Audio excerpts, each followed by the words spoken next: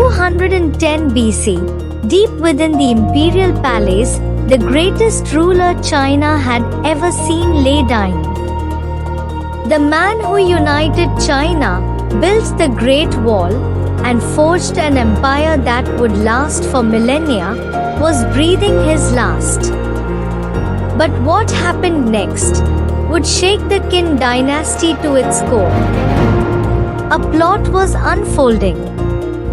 A betrayal, one that would see an empire drenched in blood.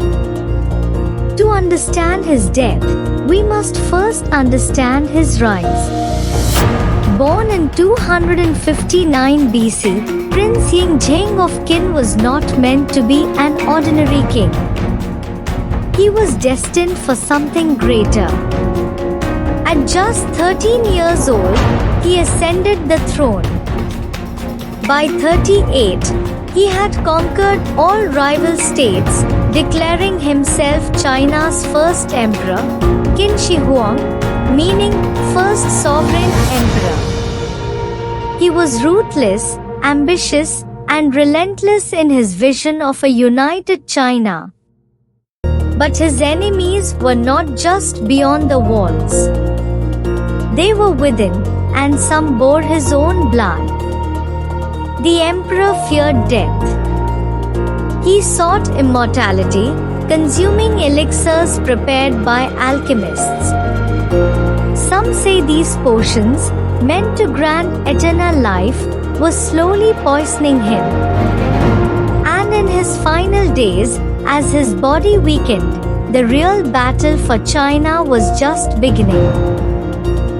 Qin Shi Huang had more than one son. His eldest, Prince Fusu, was the rightful heir. A strong, noble warrior favored by the military. But power has a way of slipping into the hands of the ambitious, the ruthless. A dark alliance was forming. Zhao Gao, a master manipulator, saw an opportunity.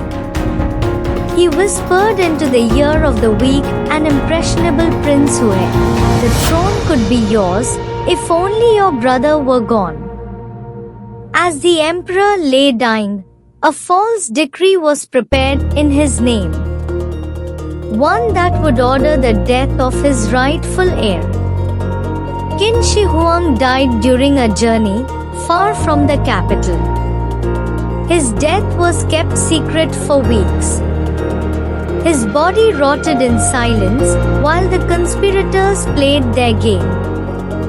Prince Fusu, the rightful heir, received a decree.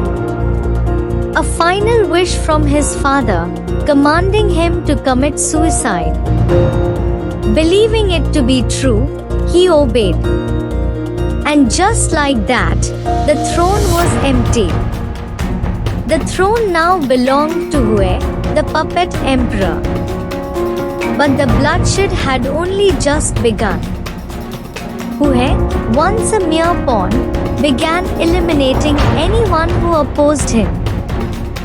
Ministers, generals, even his own siblings.